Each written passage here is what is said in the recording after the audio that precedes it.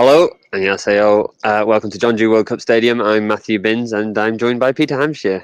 Yeah, it was a good game, that wasn't it? Maybe not for you in the closing stages, but I enjoyed it.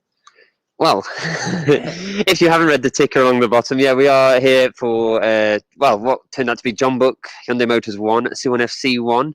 A dramatic second half after a fairly uneventful first half. We are going to get to the late drama, but we're going to go through in chronological order here, Peter, and we're just going to go through the lineups, the choices made by both the managers today. Any surprises took you aback today? Well, Suwon FC had a 17-year-old up front. Lars Veldvik was sat in front of us in the stands, so clearly unavailable for selection today. No Young for Jeonbuk, which is unexpected absence, but I thought the lad who replaced him did quite well. Yeah, Hyun making another start. He's joined in the winter from Jeonnam and making that Honam, that cross across the Honam rivals. But yeah, no Young. No talk of any injuries. Last season, he did have issues doing multiple matches within a week. It could just be a fitness issue.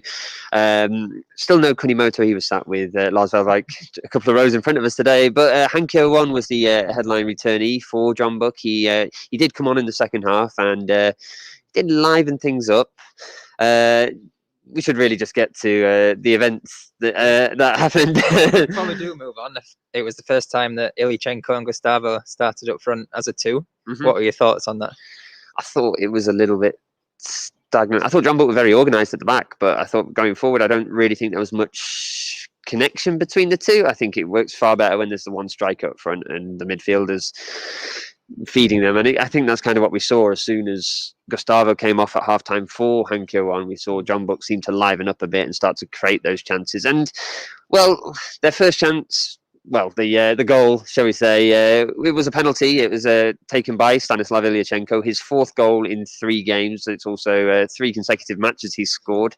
So that's 4 goals in 7 days. He's finding the form that, well, with no junior to compete with, he's now in the lead for the Golden Boot race. That Jeonbuk to wear, it's invigorating.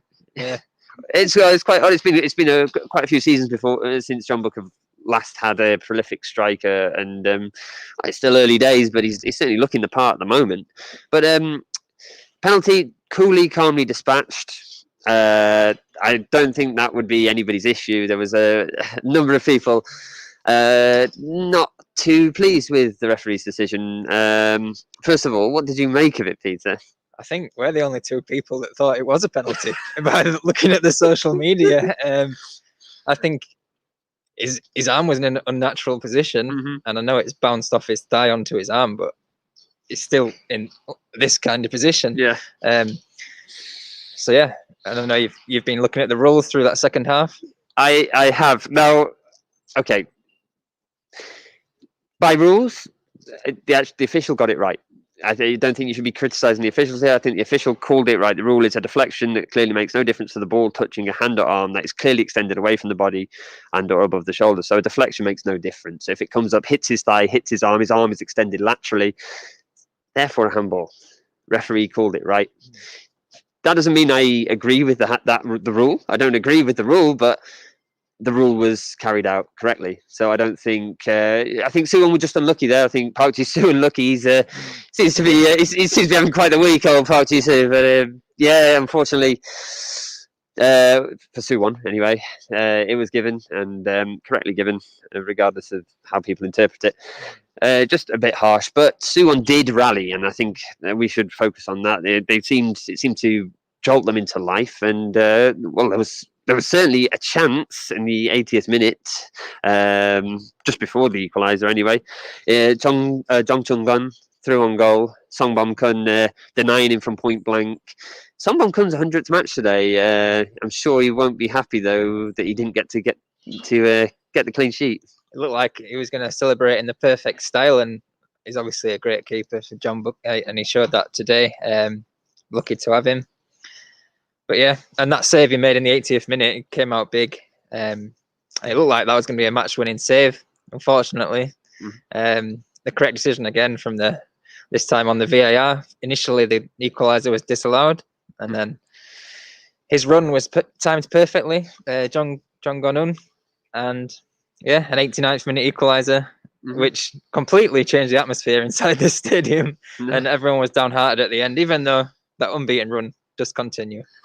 Yeah, I think it was a deserved equaliser begrudgingly. Yeah. I don't think. I think Suwon certainly looked fired up in the second half. I can see already we've got some. Well, we're only privy to the replays that we could see at the time, so we'll have to go back and check it. But as far as I was concerned, when I saw it, I thought it was a harsh handball. I thought on the replays, the limited replays we got, because obviously we're following this as it happens, it looked like handball. But fair enough, we can go back and check. But I from my initial gut instinct, handball. But anyway, it finishes 1-1. A good point for Suwon today. Do you think they'll be encouraged by their performance today? Yeah, it was a deserved point, definitely. And Hansen Gu started on the bench and then came off, and I thought he looked lively. He came on around 25 minutes. Going forward, you've got to think they're not in danger of relegation. They just want a nice, steady season back in the top tier. Yeah, well, points like this will certainly encourage them, and soon hopefully they'll be finding their first win of the season as well. That is going to be it from us. It's quite a short one this evening, mainly because we're competing with battery life. It's always fun, but this time it's myself and not Peter who is having the difficulties. Anyway, people miss my Gwangju videos without the battery. Yeah, well, my computer is certainly telling us it is time to be going. So we'll be discussing this and more in this week's K-League United podcast. So you can tune into that on Tuesday around the 8 o'clock mark. It'll be live on all platforms as per usual. You can find us at K-League United on all social media platforms. And well, have a good evening. We've got Asan Ansan now to tune in for. So a little bit of late night K2 to stay up for there if you're looking for a late night fix. Anyway, have a good evening, everyone.